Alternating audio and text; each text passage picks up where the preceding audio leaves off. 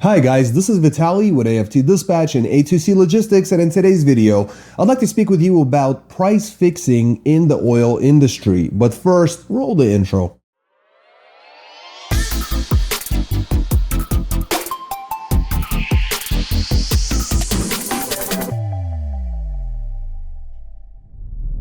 Welcome back. Before we get started, I'd like to ask you to please like the video, be sure you subscribe to the channel and hit the notification bell so you never miss a single release of our videos, where every Friday we're talking about something that could benefit you in your trucking businesses, in your trucking careers, as well as cover the loads we've successfully booked for our customers, consisting of leased on owner operators and carriers operating out of their own MC authorities, running under our truck dispatch services. As always, guys, big thank you for all the likes you provided in all the previous videos. Please do keep them coming. And let's talk about price fixing in the oil industry, what it ended up costing the consumer, and try to extrapolate the data to the trucking industry and what it costs your average truck driver out there, carrier, owner, operator. So I kind of ran the numbers. This is not going to be 100% correct, but we are going to show you some stuff that is provided by some really big names out there. There are currently investigations starting. There are currently different lawsuits brewing up, and it all has to do with price fixing over a period of time. Now, the period of time was about 2 years and ended up costing the consumer $500 extra per year, and it was for 2 years, so an extra $1,000 over those 2 years. And what I ended up doing was looking at it like, okay, well, $500 is $500, but if we look at it as the tax that it ultimately is, what does it ultimately cost the consumer? Well, for that, I had to gather a little bit of data. So on average, Americans drive just over 14,000 miles a year. That's 14,263 miles to be exact. And so that comes down to 3.5 cents per mile driven on average, in the United States, 3.5 cents a mile. Well, then I thought to myself, well, what if it was a semi truck? Say they were running 2,500 miles a week. What would this cost them? Be just under $90 a week. That would equate to $4,500 a year per year, or $375 a month that you're just throwing away right out the window. You open the window and throw away $375 every single month. So, that's a lot of money. But then I thought to myself, well, assuming that the change, the rate of change in that sense is fixed to price, and diesel costs more than regular gasoline, and it's been like that for years, then it would be safe to assume that we can actually bump up that cost differential of that they're profiting from for diesel. So, what would be fair? So I didn't want to go too crazy. So I said, let's add another 1.5 cents, right, to the 3.5. So it's just, nice and equal, 5 cents a mile, an additional tax because of this, this price fixing, right? That's the end result. And considering the same exact variables, so same mile, same everything, same driver doing exactly the same thing is always done. At 5 cents, it would end up costing them $125 a week. All right, quite a bit of money. That's $6,500 a year, or $541 and some change per month. I mean, that's a nice car payment, right? $541. That's money you could spend on all sorts of things, especially in this market, right? And there are other costs that are attributed to more expensive fuel. There are definitely other costs that can be attributed to all this. But just on a basis of just taxation and just saying, okay, well, you guys overcharged us by fixing, pricing oil and in a different market. So big oil ended up collectively earning $300 billion in profit over those 2 years. Well, then I decided, well, okay, well, let's break that down a little bit further, because the reports didn't really do that. Well, according to the Federal Highway Administration, in the United States, we have just over 100 million passenger cars, trucks, SUVs. I didn't even look at the motorcycles, or I didn't look at buses. I didn't look at semi-trucks. I didn't look at just regular automobiles, cars, trucks, SUVs throughout the United States. So what that ended up coming down to, that's over $50 billion a year, or $100 billion, over $100 billion over that 2-year period. Well, wouldn't that mean that out of the $300 billion, 1/3 of big oil profit was actually kind of like stolen, right? Just like they say, earned, right? So unfortunately, this is a very politically charged topic, so I'm going to have to let it go at this point, because politicians will argue while you and I end up paying. And it seems to me that maybe my numbers are actually pretty close to the truth. And truckers may have spent $6,500 a year for 2 years, 13,000 bucks just out the window per truck, just operating out there for no reason at all. And now politicians are going to bicker and fight, and someone's going to make money. In fact, everyone's going to make money except you and I. So guys, this week's numbers are not very promising. We had a great week last week. This was expected. So for now, I'm going to switch over the camera. We'll look over the loads that we booked for our customers. If you haven't done so, please smash the like button, subscribe to the channel, hit the notification bell, and we'll go over, look at the loads and see how the guys did this week. Welcome back. Let's take a look at some of these loads. Guys, this week we have vans, reefers, and a flatbed. Everyone did quite well. Some did better than others. However, there is a palpable decline in the freight rates that we're experiencing. Everyone's working a lot harder to be able to get these rates. Truckers are working real hard. Dispatch is firing on all cylinders. Now, let's start off with Norman with his flatbed coming out of Atlanta, Georgia, going to Shelby, North Carolina. It's a 40,000 pound load of machines, 219 loaded miles, booked at 1,200 bucks, got him 549 a loaded mile, 548. Then Advanced, North Carolina to Murfreesboro, Tennessee. It's a 48,000 pound load of earth grow red mulch, 429 loaded miles, booked at 1,050, got him 245 a loaded mile.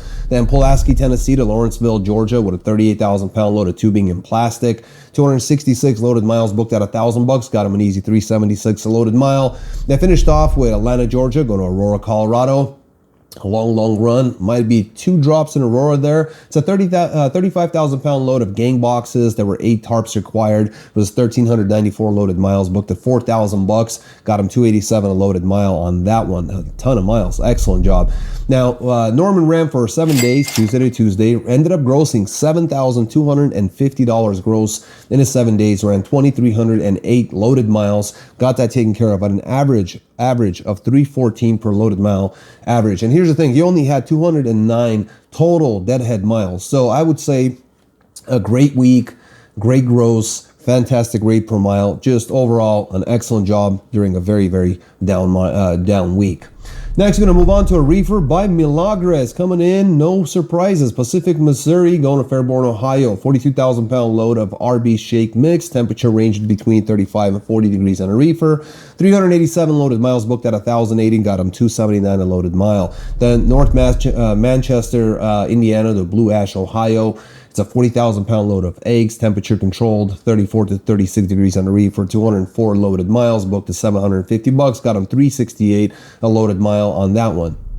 Then Greenfield, Indiana, one pick, one drop to Woodland, Pennsylvania, 39.5 load of groceries, 457 loaded miles, booked at 1,550, got him $7.60 a mile on that one.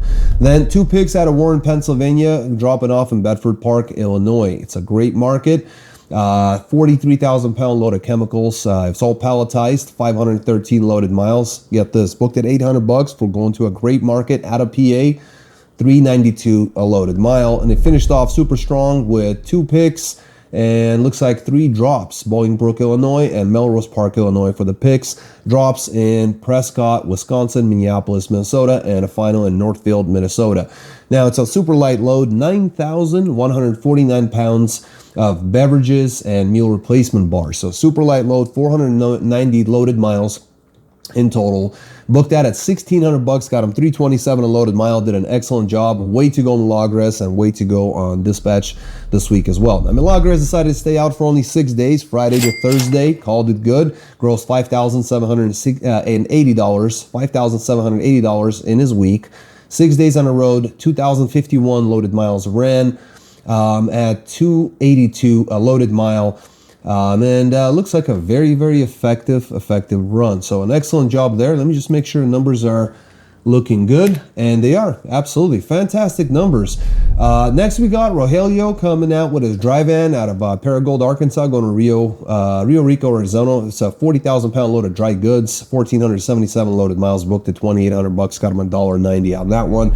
Then Nogales, Arizona, going to Memphis, Tennessee. 40,000 pound load, freight of all kinds, FAK, 1,428 loaded miles, booked at 3,100 bucks, got him 217 a loaded mile on that one. That was it. He ran for 6 days. Rogelio went from Friday to Thursday, grossed 5,900 bucks, regular dry van, ran 2,905 loaded miles at an average of 203 a loaded mile, and only had 14 deadhead miles. So, I mean, you can't ask for much better than that. An excellent rate, over $2, got good money, only ran for 6 days, good, very, very few deadhead miles. I would say an excellent job, Rogelio. Way to go, sir.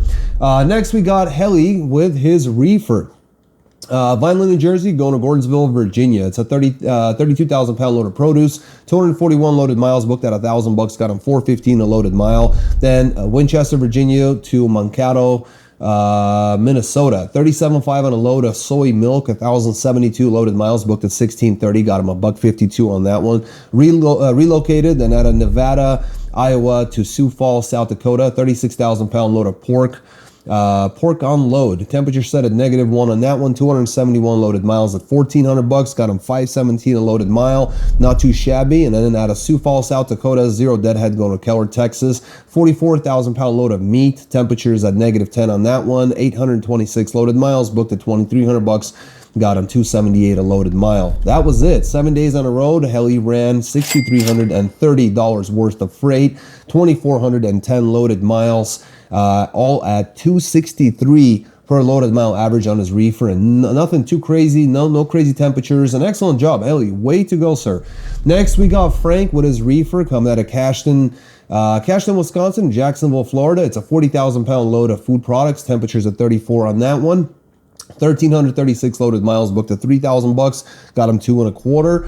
Then finished off out of North Charleston, South Carolina to Tomah, Wisconsin. It's another 40,000 pound load of frozen goods, -10 on the reefer, 1,140 loaded miles, booked at $2,900, got him 254 per loaded mile on that one. That's all he did. 2 runs. Frank ran 2,476 loaded miles in 7 days, Friday to Friday, grossed $5,900 on his gross at 238 per loaded mile average. An absolute excellent job. And last but certainly not least, we're going to jump over to Manuel.